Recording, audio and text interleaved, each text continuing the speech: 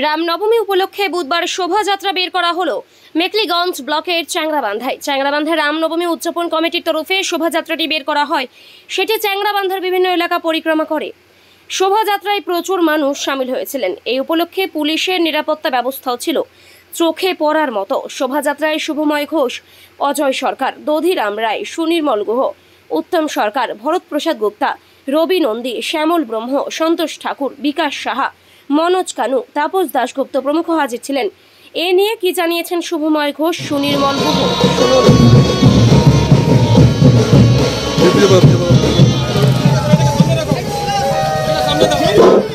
একটি ঘোষণা সকলে মন দিয়ে শুনবেন। আমাদের এই শোভাযাত্রার সবার প্রথমে থাকবে টঙ্কা।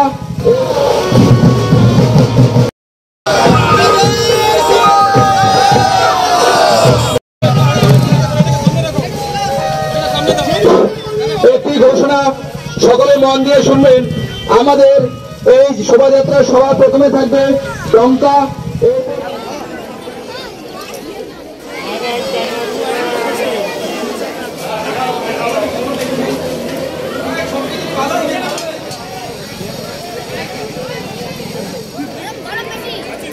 নমস্কার।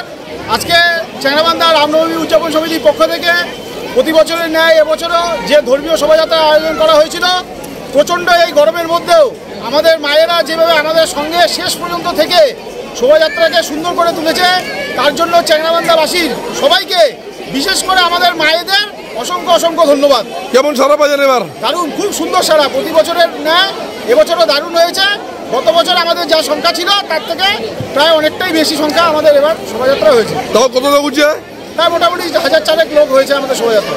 আচ্ছা, আর কি প্রোগ্রাম আছে আপনাদের এখানে? এখন আমাদের প্রসাদ বিতরণ চলছে, প্রসাদ বিতরণ হবে এবং সন্ধ্যাবেলা একটু ভোজন কীর্তনের ব্যবস্থা রয়েছে। আপনার নাম? আমার নাম শুভময় ঘোষ, রামনবমী উদযাপন সমিতির সদস্য। ধন্যবাদ। এবারেও আমরা রামনবমী উদযাপন কমিটির পক্ষ থেকে আমরা আজকে রামনবমী ধর্মীয় শোভাযাত্রা বের করেছি।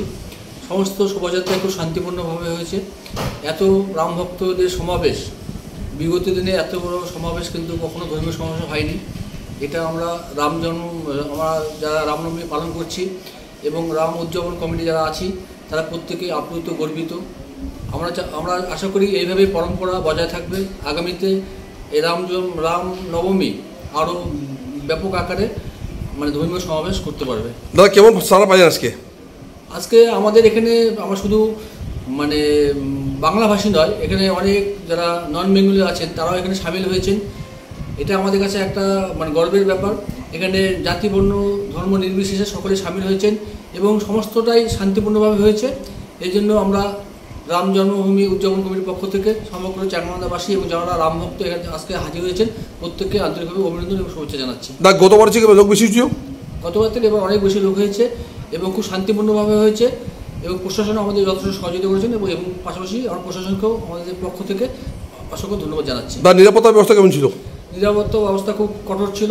কেন্দ্রীয় বাহিনী ছিলেন এবং পুলিশও ছিল। আর প্রতি বছর না এবার শান্তিপূর্ণ হয়েছে। এখানে প্রতিবারই আমাদের নিরাপত্তা থাকলে পরেও কোনো অশান্তি হয় না বা কোনো ধরনের অশান্তি খবর আজ পর্যন্ত আমরা পাইনি চ্যাংরাবান্ধায়। দাদা, খিচুড়ি প্রসাদ ব্যবস্থা করছেন? খিচুড়ি ব্যবস্থা তো করছেন? এবার আমরা উদযাপন কমিটির পক্ষ থেকে আমরা কিন্তু খিচুড়ি ব্যবস্থা করেছি। সবাই প্রসাদ নিচ্ছেন।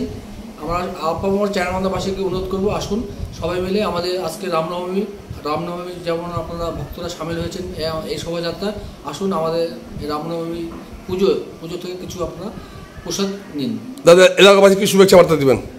দেখুন, এলাকাবাসীকে একটাই বার্তা দিব, রাম উদযাপন কমিটির পক্ষ থেকে আপনারা সকলে ভালো থাকুন, সুস্থ থাকুন এবং কোনো রকম প্ররোচনা পা দিবেন না। সকলকে নিয়ে চলুন। যার ধর্ম যার যার, উৎসব সবার। আমরা এই ব্রতে বিশ্বাসী। কোনো উস্কানিমূলক কথাবার্তা না বাড়িয়ে ভালো। আমরা চাই ভারতবর্ষ সৌভাতৃত্বের প্রতীক। সবাই একসাথে আমরা চলবো, মিশবো এবং ভারতকে এক জায়গায় পৌঁছে নিয়ে যাব। ধন্যবাদ আপনাকে।